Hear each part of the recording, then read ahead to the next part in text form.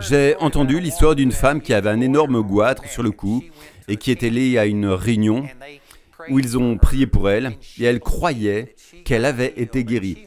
Elle avait entendu la vérité au sujet de laquelle, que par les meurtrissures de Jésus, elle était guérie. Le lendemain matin, elle s'est levée devant toute l'assemblée et a dit « J'ai été guérie, mon goitre est guéri !» Et pourtant, cette chose était toujours là, vous pouviez encore la voir.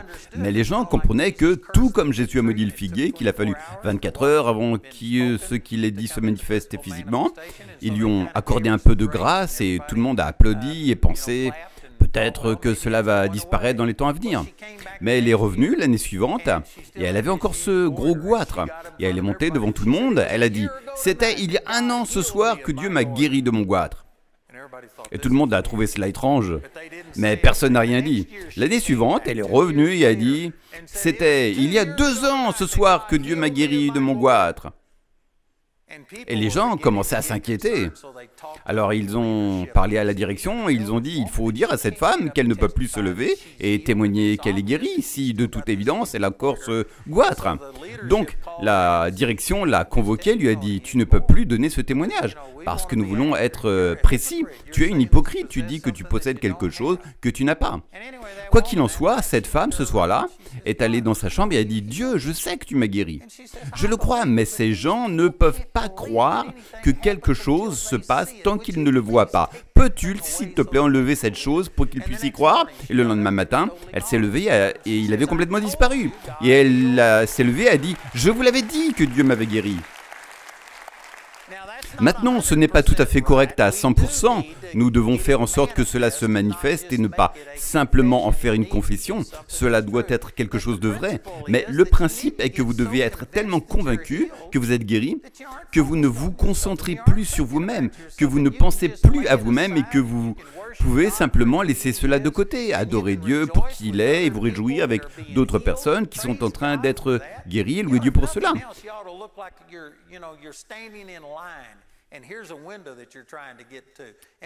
Quand quelqu'un d'autre devant vous est guéri, dans la file de prière, au minimum, vous devriez dire « Loué soit Dieu », ça fait une personne de moins dans la ligne. Amen, je suis plus près du début de la file. Vous devriez vous réjouir avec d'autres personnes et vous pouvez savoir si vous vous êtes vraiment humilié, si vous mettez vraiment Dieu et les autres en premier. Avez-vous déposé vos soucis sur le Seigneur? Luttez-vous avec cela? Ne pouvez-vous pas dormir la nuit parce que vous essayez de trouver ce que vous allez devoir faire? Si vous avez des soucis, c'est un signe évident que vous ne vous êtes pas humilié. Maintenant, vous êtes peut-être en train de progresser, peut-être que la guérison ne se produit pas tout de suite, peut-être que cela va prendre un court laps de temps, mais en fin de compte, lorsque vous aurez vraiment déposé vos soucis sur le Seigneur, vous ne serez plus stressé. Vous ne vous en ferez plus, vous serez capable de vous réjouir, peu importe ce qui se passe dans votre corps. Vous serez capable de louer Dieu. J'ai de bons amis, Darian et Karen Jolie, et Karen est allée à l'étranger pour exercer le ministère. Ils sont ambassadeurs auprès des nations. Si vous avez assisté à l'une de mes réunions, je les ai souvent fait venir pour donner un témoignage. Quoi qu'il en soit, Karen, je ne me souviens plus combien d'années cela fait, mais je sais que ça fait plus d'une décennie. C'est probablement plus proche de 20 ans. Et elle a attrapé une sorte de virus et cela l'a affectée. Elle a eu de terribles douleurs. J'ai passé des heures à prier avec elle à ce sujet. Je ne sais pas exactement où elle en est maintenant parce qu'elle n'en parle pas. Je ne sais pas si elle est encore confrontée à ce genre de choses ou non. Mais je sais que pendant de nombreuses années, Karen a eu des douleurs terribles. Mais vous ne l'auriez jamais su. Beaucoup de gens ici la connaissent. Et je vous garantis que Karen Jolie n'a jamais raté une occasion de servir, de partir en voyage à l'étranger. Elle fait des choses, elle met les autres en premier. Et je ne sais pas si elle en souffre encore ou non, car elle n'en parle jamais. Mais je sais qu'elle a traversé beaucoup de choses et pourtant, elle aime Dieu, elle loue Dieu et elle est heureuse. Et il y a des gens ici, encore une fois, je le dis avec amour, mais vous êtes tellement concentrés sur vous-même que vous ne vous réjouirez de rien ni pour personne. Vous ne louerez Dieu pour rien tant que votre situation ne sera pas réglée. Et vous êtes tellement centré sur vous-même que vous ne laisserez tout simplement pas la puissance de Dieu passer à travers vous. Vous ne pourriez pas prier pour quelqu'un d'autre. C'est un énorme obstacle à votre propre guérison. Vous devez apprendre à vous humilier sous la main puissante de Dieu. Et vous devez apprendre à mourir à vous-même. Et comme nous l'avons vu ce soir, lorsque vous trouvez la joie dans le Seigneur, que vous viviez ou mouriez, ce n'est pas si important, ce n'est pas si grave. Je ne veux pas décourager qui que ce soit. Et je ne dis pas qu'il faut aller se suicider. Ce n'est certainement pas ce dont je parle. Mais je dis que vous devez en arriver à un point où vous aimez tellement le Seigneur que, comme nous l'avons vu ce soir, penser à le voir serait merveilleux. Et je sais que quelqu'un ici pense, eh bien, c'est facile à prêcher, mais impossible à vivre. Savez-vous que j'ai été touché par le Seigneur le 23 mars 68? Je suis tombé amoureux du Seigneur. J'étais un pharisien, je comptais sur moi-même et je pensais que Dieu me devait quelque chose parce que je vivais plus dans la sainteté que quiconque d'autre. Et ce n'est pas une déclaration orgueilleuse, je ne connaissais tout simplement personne qui vivait aussi saintement que moi. J'ai 75 ans, je n'ai jamais bu une goutte d'alcool, je n'ai jamais fumé une cigarette, je n'ai jamais dit un mot vulgaire en 75 ans, et je comptais sur ma bonté. Et puis Dieu est intervenu, et j'ai vu sa miséricorde et sa gloire, j'ai vu sa sainteté, et en comparaison à la sainteté de Dieu, toute ma justice était comme un vêtement souillé. Et honnêtement, je pensais que Dieu allait me tuer. Alors j'ai commencé à confesser tout ce que j'avais jamais fait ou que je pourrais faire. Et j'ai passé 1h30 à me confesser devant les dirigeants de l'Église, devant tous mes amis, avouant quel hypocrite j'étais. Et à la fin, je ne savais pas ce qui allait se passer, j'étais allongé sur le sol, et au lieu du rejet ou de la punition, l'amour de Dieu m'a submergé. Et pendant 4 mois et demi, j'étais plongé dans la présence de Dieu. Émotionnellement, je ne savais pas grand-chose, c'était juste une expérience émotionnelle. Puis l'émotion s'est estompée, j'étais enrôlé et envoyé au Vietnam. Mais vous savez quoi? J'avais goûté à la bonté de Dieu, et j'aimais tellement Dieu que j'ai passé 13 mois au Vietnam à demander à Dieu de me ramener à la maison. J'étais prêt à aller avec le Seigneur parce que je pensais qu'on ne pouvait pas vivre au niveau spirituel que j'avais atteint. Je pensais que la seule façon de revenir à cet état était de mourir. Et donc, j'ai honnêtement passé 13 mois à demander à Dieu de me laisser mourir. Et j'ai failli mourir 2 fois en une journée. Et j'ai découvert que je n'étais pas aussi enthousiaste à l'idée de mourir que je le pensais. Et j'ai compris que j'allais devoir, d'une manière ou d'une autre, survivre au Vietnam. Alors je me suis plongé dans la Bible et j'ai commencé à étudier. Mais saviez-vous que j'étais l'assistant d'un aumônier? Il était aumônier protestant, mais en un sens, il donnait les derniers sacrements à tous ces gars. Il y avait un poste de combat si proche de la frontière laotienne que nous, sur cette montagne, pouvions voir les camions de l'armée vietnamienne roulant sur la piste de Ho Chi Minh, mais c'était hors des limites et nous ne pouvions pas leur tirer dessus. Mais c'était si près du Laos et au milieu de nulle part. Et ces gars-là étaient exposés à se faire attaquer. Il était probable que tous allaient mourir. Alors ils ont fait venir l'aumônier pour qu'il fasse un dernier service avant leur mort. J'étais l'assistant de l'aumônier et je suis allé avec lui. Et nous étions dans un endroit plus petit que cet auditorium. Il y avait environ 100 gars sur cette base. Et en quelques heures que j'étais là, j'ai compté 175 obus de mortier qui ont atterri à l'intérieur de notre périmètre. Et les gens mouraient tout autour de nous. Et vous pouviez voir les tirs de fusil venant de la colline. Ils étaient assez loin pour que je ne leur tire pas dessus, mais j'avais mon M16 pointé sur eux, prêt à tirer pour me défendre. De toute façon, j'ai vu que c'était si proche et nous étions en pleine bataille. Quelle aurait été votre réaction? Vous savez ce que j'ai ressenti? J'étais tellement excité. Je me disais, Jésus, c'est merveilleux. Je pourrais te voir avant la fin de la journée. Aujourd'hui même, j'étais empli de l'amour de Dieu et je veux dire, j'étais excité comme jamais en pensant, waouh, c'est extraordinaire, je pourrais être au ciel avant la tombée de la nuit. Je sais que certains d'entre vous pensent que je suis bizarre, mais je trouve bizarre d'être tellement centré sur moi-même. La vérité, c'est que nous avons ces promesses. Vivre, c'est Christ, et mourir m'est un gain. Nous avons ces promesses que le ciel sera extraordinaire. Sans plus jamais de douleur ni de chagrin, nous n'allons même pas nous souvenir des choses passées. Nous allons vivre dans un manoir, sur des rues pavées d'or et bien plus encore. Saviez-vous que nous devrions arriver à un point où nous n'avons plus peur de la mort, où nous ne sommes plus tellement concentrés sur nous-mêmes que nous sommes absorbés par tout ce qui nous arrive? Je vous promets que si vous faites cela, vous finirez par laisser la puissance de Dieu couler à travers vous plus efficacement. Vous guérirez plus vite que si vous étiez là, dans le désespoir, la peur et le chagrin, en essayant de gérer ces choses.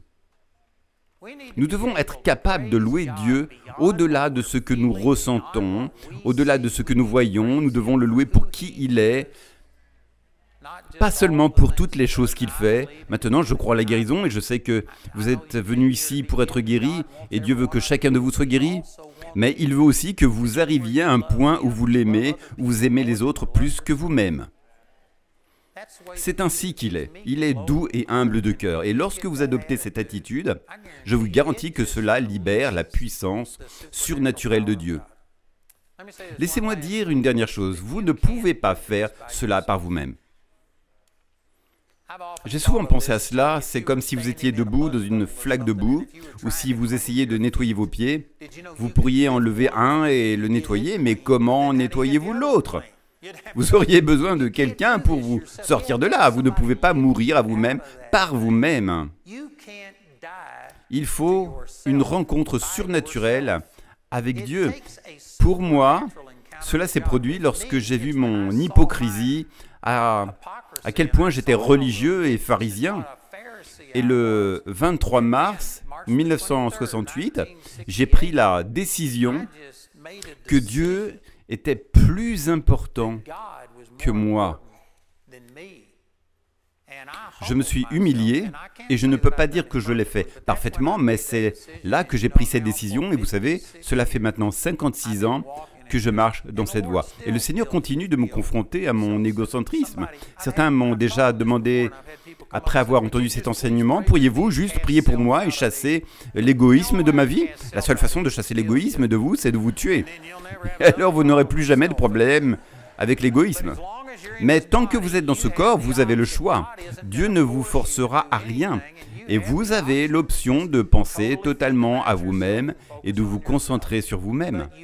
Mais vous avez aussi l'option, selon Romains 12, verset 1, de vous offrir comme un sacrifice vivant, saint et agréable à Dieu, ce qui est un service raisonnable. Ce n'est pas seulement pour le prédicateur, c'est pour chacun d'entre nous. Jésus est mort pour nous et il veut que nous vivions pour lui. Il veut que nous soyons un sacrifice vivant. Pas un sacrifice mort, ce n'est pas un acte unique, c'est quelque chose que vous devez vivre constamment. J'ai pris cette décision le 23 mars 68, mais le Seigneur continue de travailler en moi et je dois encore lutter contre l'égoïsme. Vous n'en viendrez jamais totalement à bout, mais vous pouvez arriver à un point où vous placez Dieu, les autres et ce à quoi Dieu vous a appelé avant vous-même. Et quand vous faites cela, cela déclenche un flux surnaturel. Je peux honnêtement vous dire que l'une des raisons pour lesquelles les bénédictions reposent sur ce ministère est à cause de tout notre leadership. J'aimerais que vous ayez le temps de parler à ces gens. Ils sont là pour glorifier Dieu. Nous sommes ici parce que nous croyons que Dieu nous a donné une opportunité d'aider les autres. J'ai mentionné plus tôt aujourd'hui que Mike et Carrie ont été désignés pour prendre la relève du ministère. Et peu après avoir accepté, ils sont venus me voir, Jamie et moi, et ont dit, écoutez, ils sont venus voir Jamie et moi et ont dit, écoutez, si vous trouvez quelqu'un d'autre qui ferait un meilleur travail, si vous changez d'avis, cela ne nous pose aucun problème. C'est merveilleux. Vous savez ce que c'est? C'est une attitude humble. C'est mettre Dieu et les autres avant soi. Actuellement, nous avons environ 150 millions de dollars d'actifs et nous sommes en train de construire pour 1 milliard de dollars de projets supplémentaires. Et ils héritent de tout cela et ils disent « Si vous préférez que quelqu'un d'autre le fasse, c'est parfait. » Vous savez ce que c'est l'humilité? C'est mettre Dieu en premier. Et pourtant, ce serait une erreur pour eux de dire « Nous ne sommes pas dignes et nous ne pouvons pas faire cela ». Ce serait de la fausse modestie, c'est se promouvoir soi-même. En fait, ils se sont élevés au niveau requis, ils ont accepté la responsabilité, ils laissent Dieu les élever, mais ils ne se promeuvent pas eux-mêmes. Il y a une différence entre se promouvoir soi-même et laisser Dieu vous élever. Et lorsque Dieu vous élève, ce serait de l'orgueil de votre part de refuser. Billy Eberhardt a travaillé pour nous pendant 1 an, sans salaire. En fait, j'ai découvert ce soir qu'à son arrivée ici, ils ont remorqué sa voiture parce qu'il l'avait garée au mauvais endroit. Je ne savais pas tout cela jusqu'à ce soir. Et voici cet homme qui est très prospère, qui a toutes ses entreprises, qui est venu ici pour être une bénédiction. Et c'est ainsi que mon ministère le traite. Et il a travaillé pour nous pendant 1 an sans être payé. Et finalement, mon conseil d'administration a dit « Il est temps que tu sois payé. C'est incorrect que tu diriges un ministère sans prendre de salaire. » Alors, il a accepté. Ils lui ont donné une augmentation l'année dernière, mais il ne l'a pas encore prise. Ils lui ont offert, mais il ne l'a toujours pas accepté. Tu sais, tu peux regarder toute l'équipe, comme Andrew Wirtz ici, il travaillait dans le ministère, et nous avions un gars qui essayait de détruire mon ministère, qui a appelé des partenaires pour leur dire que j'étais du diable et que j'étais une secte et d'autres choses. Andrew Wirtz était sous sa direction, il entendait toutes ces choses négatives, mais ensuite, Jamie a vraiment ressenti qu'il fallait intégrer Andrew Wirtz à notre équipe de direction. Et quand Andrew Wirtz est entré et a commencé à siéger dans notre équipe de direction, il a réalisé que ce qu'il entendait sur nous n'était pas vrai. Ainsi, en Angleterre, lors de l'une de nos réunions, il est allé parler à Billy et à Mike et Carrie. Il a mis son emploi en jeu. Il était avec nous depuis 15 ou 16 ans, je ne sais plus. Bref, il était avec nous depuis longtemps. Et il a mis son emploi en jeu et a dénoncé ce gars. Et si nous ne l'avions pas accepté, cela aurait été la fin d'Andrew et Jeremy. Pourtant, sais-tu qu'il a mis le ministère avant lui-même? Aujourd'hui, il est chef des opérations. Et tu peux passer en revue toute l'équipe. Notre louange est dirigée par Chandler. Et Daniel était celui qui dirigeait notre louange. Mais ensuite, il a senti que Dieu le poussait plus vers le ministère de guérison. Et il a élevé Chandra pour diriger notre louange. Et vous n'avez peut-être pas remarqué, mais Chandra était sur le côté ce soir, juste à jouer de la guitare en arrière-plan. Et elle a laissé d'autres personnes diriger. Elle a laissé Daniel diriger. C'est comme ça que ça fonctionne. Nous avons des gens qui viennent d'autres endroits, d'autres écoles bibliques, et ils disent qu'une des différences ici, c'est que personne n'est ici pour construire son propre royaume. Personne ne se dispute pour être le meilleur conducteur, le meilleur instructeur. Et quand tu as ce genre d'attitude, cela permet à la puissance de Dieu de couler à travers l'humilité. Dieu résiste à l'orgueil. Mais il donne la grâce aux humbles. La grâce est la faveur de Dieu imméritée, non méritée. C'est tout ce que Dieu est mis à notre disposition sur une base non méritée. Et mon ami, quand tu t'humilies, tu reçois la puissance surnaturelle de Dieu. Ce soir, je veux m'appuyer là-dessus. Aujourd'hui, nous avons vu une comédie musicale et je veux vous encourager à aller au-delà de vous-même. Vous devez détourner votre attention de vous-même. Cela ne veut pas dire que vous allez refuser une guérison, que vous ne croyez plus et que vous n'acceptez plus la vérité. Mais vous allez glorifier Dieu, vous allez commencer à adorer Dieu et à le louer parce qu'il est digne d'être loué. Que tu l'aies vu dans ton corps ou non. Et je te le dis, quand tu commences à louer Dieu, je crois que cela est une force pour arrêter l'ennemi. C'est ce qu'il est dit dans le psaume 8. Quand tu commences à louer Dieu, ainsi, Satan, qui est un égocentrique, focalisé uniquement sur lui-même, qui a toujours voulu recevoir l'adoration qui est due à Dieu, ne le supporte pas. Et les démons fuiront. Il y a des exemples bibliques de cela. Et quand tu commences vraiment à louer Dieu, non pas parce que tu répètes ce que quelqu'un d'autre a fait, mais parce que tu aimes vraiment Dieu plus que toi-même et que tu le loues, que tu aies vu une guérison en toi-même ou non, tu glorifies Dieu. Quand tu fais cela avec un cœur pur, cela te transforme complètement. Et je peux te promettre ceci, tu ne pourras jamais surpasser Dieu en générosité. Si tu donnes à Dieu la louange et l'adoration, et que tu commences à le louer, Dieu ne te laissera jamais le surpasser. Quand tu commences à agir avec foi envers lui, à le glorifier, je te garantis que Dieu te bénira en retour. Tu seras plus béni que tu ne le béniras lui. Donc, je veux juste t'encourager ce soir. Cela ne semble peut-être pas encourageant, mais ça l'est. C'est en fait merveilleux de simplement arriver à la fin de toi-même et d'atteindre un point où tu dis « Dieu, si tu ne peux pas me défendre, si tu ne peux pas t'occuper de cela, je ne vais certainement pas essayer de le faire moi-même. À moi la vengeance, dit le Seigneur, je rendrai justice. Déchargez-vous sur lui de tous vos soucis, car il résiste aux orgueilleux, mais il accorde sa grâce aux humbles. » Amen. Je veux encourager notre équipe de louanges, comment les appelles-tu? Ministres de prière. Je veux les inviter à venir ici. Et si j'ai touché un point sensible ce soir, tu dois répondre. En réalité, tout le monde doit répondre à cela. Personne n'est parfait dans ce domaine. Mais certains d'entre vous n'ont même pas pensé que c'était une bonne chose. C'est une nouvelle idée pour toi de penser qu'il est possible de penser à quelqu'un d'autre que soi-même.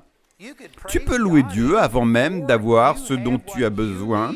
Tu peux louer Dieu parce qu'il est bon simplement et tu vas le louer pour qui il est.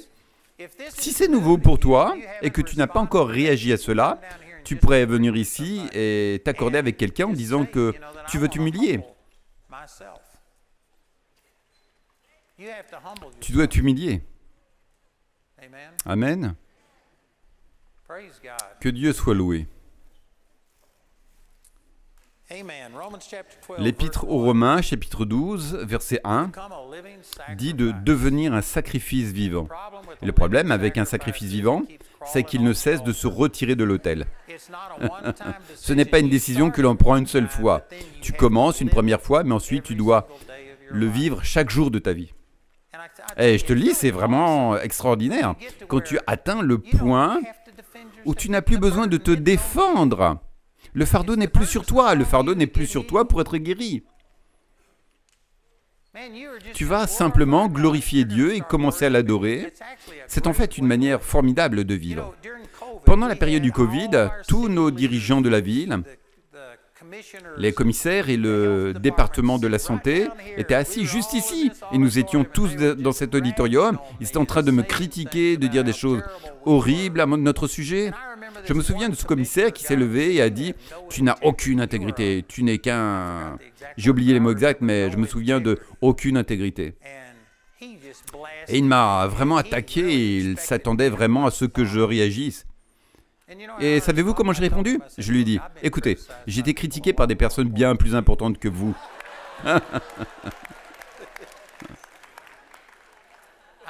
Je ne pense pas que ça l'ait béni, mais cela m'a vraiment béni. Vous n'étiez pas là, n'est-ce pas? C'était avant que Romer ne devienne conseiller municipal ici. Mais c'était avant son époque. Mais je te le dis, tu atteins un point où tu te fiches de ce que les gens disent de toi. Une fois, un gars est venu me voir et m'a dit « Tu avais tort sur ce point » et il a commencé à me critiquer et à dire toutes ces choses. Et je l'ai juste interrompu et je lui ai dit « Qui est mort et t'a fait Dieu ?» Il m'a regardé comme s'il ne comprenait pas ce que je voulais dire. Je lui ai dit « Tu n'es pas Dieu, je n'ai pas besoin de te plaire. » Il s'est offensé. Et j'ai dit « Je ne me soucie pas de ce que tu penses. » Il a répondu « Tu devrais. » Et j'ai dit « Je ne m'en soucie pas. » J'ai dit « Tu n'es personne comparé à Dieu. » Et je dis que la seule personne à qui je dois entièrement dépendre, c'est Dieu. Tant que je sens que je fais ce que Dieu me dit de faire, je me fiche de ce que quelqu'un d'autre pense. Les seules personnes qui te décevront jamais sont celles sur qui tu te reposes. Ne te repose sur rien d'autre que les bras éternels et tu ne seras jamais déçu. Amen.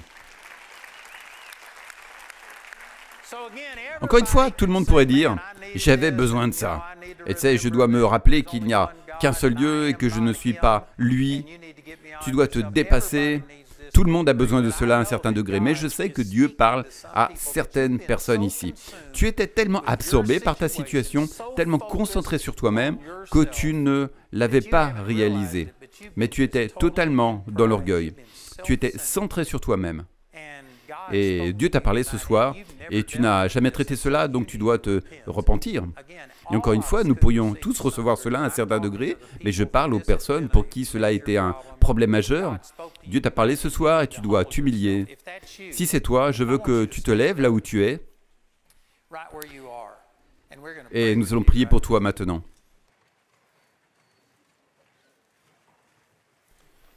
Et certains pourraient dire, tu ne peux pas demander à tout le monde de fermer les yeux pour que ce soit plus facile. Non, je veux que tout le monde ait les yeux ouverts.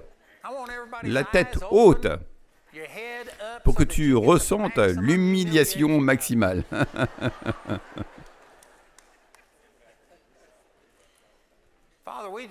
Père, nous te remercions. Merci, Père, pour ce que Jésus a fait pour nous. Merci pour toutes ces personnes qui ont sacrifié leur vie et tout ce qu'elles sont pour notre bien.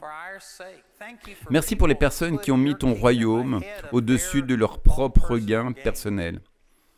Nous en bénéficions aujourd'hui. Merci pour ceux qui sont morts pour traduire les Écritures, John Huss, Wycliffe, Luther et tant d'autres, Tyndale. Merci pour ceux qui ont été brûlés sur le bûcher.